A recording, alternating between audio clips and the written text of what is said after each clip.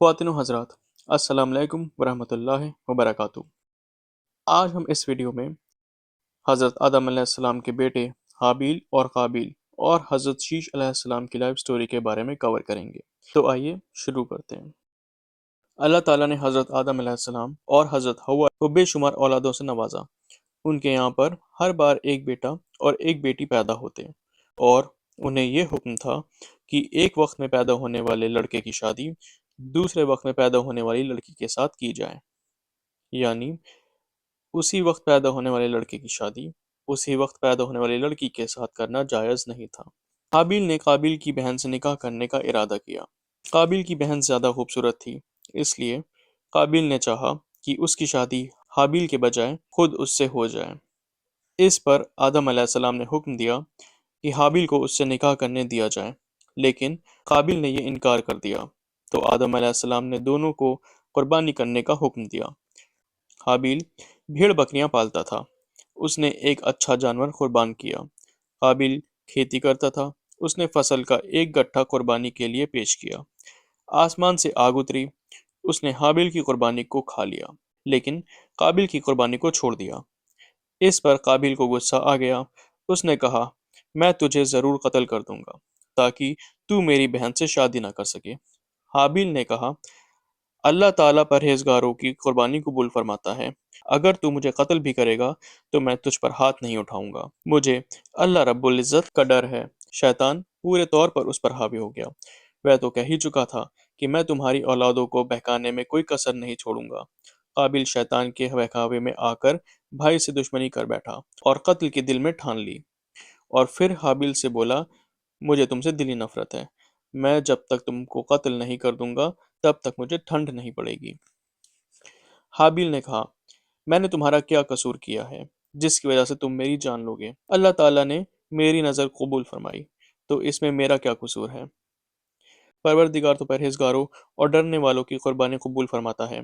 اگر تمہارا ارادہ مجھے قتل کرنے کا ہے تو کر ڈالو، تم ہی گنہگار ہوگے اور اپنے گناہ کے تم ذمہ دار ہوگے۔ آخر کار ایک دن موقع ملتے ہی قابیل نے حابیل کا قتل کر دیا۔ قتل کرتے ہی اس کے دل میں ٹھنڈ پڑ گئی اور اس کے دل کو چین آ گیا۔ دنیا میں یہ پہلا قتل تھا جو قابیل کے ہاتھوں ہوا۔ قابیل نے قتل کی ایجاد کی، بھائی سے دشمنی کی بنیاد اسی نے ڈالی۔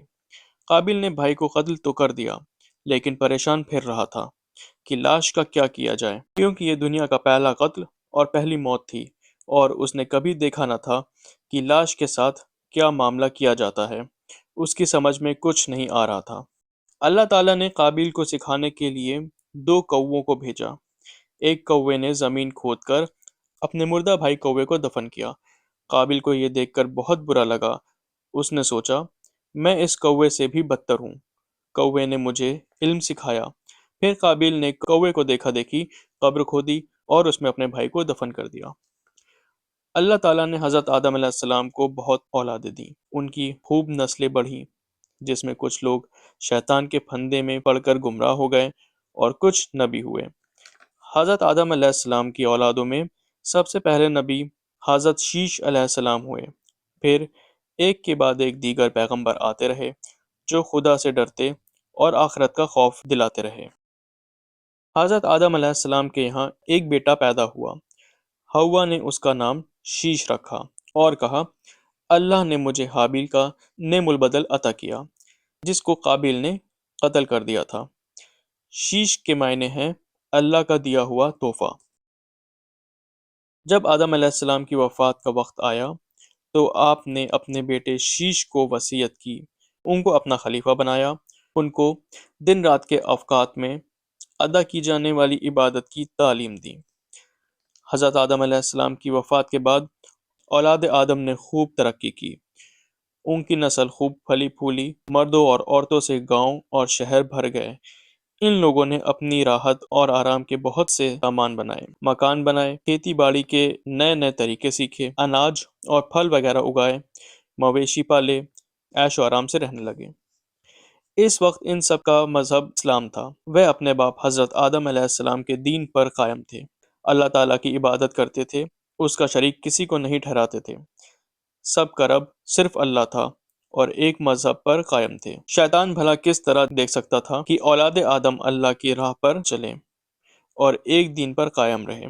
اس نے اپنے حربے اور ہتھ کنڈے آزمانے شروع کر دیے۔ اس کو کیسے قرار آتا کہ اولاد آدم دنیا میں زندگی بھر پھلے پھولے اور مرنے کے بعد جنت میں داخل ہو جائیں اور وہاں آرام اور چین کی زندگی بسر کرے۔ شیطان پہلے مقرب البارگاہ تھا۔ اس کو معلوم تھا کہ اللہ تعالیٰ اگر چاہیں تو تمام گناہ کو معاف کر دے گا، مگر شرک کو کبھی معاف نہیں کرے گا، اور شرک کرنے والے کا ٹھکانہ جہنم کے نیچے کا حصہ ہوگا۔ لہٰذا شیطان نے ارادہ کر لیا کہ لوگوں کو شرک کی ترغیب دی جائے اور ان کو بتوں وغیرہ کی عبادت پر مائل کیا جائے۔ شیطان اولاد آدم کو نئے نئے طریقے اور حربے ایجاد کر کے بہکانے لگا۔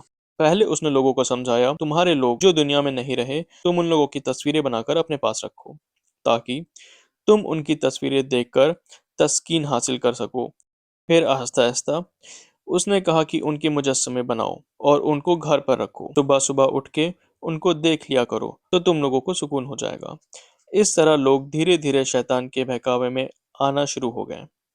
پھر انہوں نے اپنے بزرگوں کی تصویریں اور پھر ان کے بت بنانے شروع کر دیے۔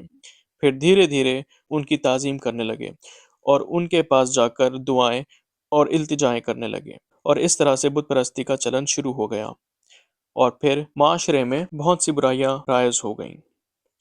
جب معاشرے میں بہت ساری برائیاں پیدا ہو گئیں تو اللہ کی طرف سے لوگوں کو سیدھے راستے پر لانے کے لیے اللہ نے اپنے نیک بندوں میں سے کچھ لوگوں کو چن لیا، جن کو نبی اور رسول بنا کر بھیجا تاکہ وہ لوگوں کو سیدھے راستے پر لے آئیں، تاکہ وہ اللہ کی بندگی کر سکیں۔ اللہ نے وقت فوقتاً اپنے رسول اور نبی بھیجے تاکہ وہ لوگوں کو خدا کا خوف دلا سکے، ان میں جن کا ذکر قرآن شریف میں بھی آیا ہے۔ تو یہ حابیل اور قابیل اور حضرت شیش علیہ السلام کا قصہ تھا۔ نیکسٹ ویڈیو میں ہم حضرت ادریس علیہ السلام کی لائف سٹوری کے بارے میں کور کریں گے۔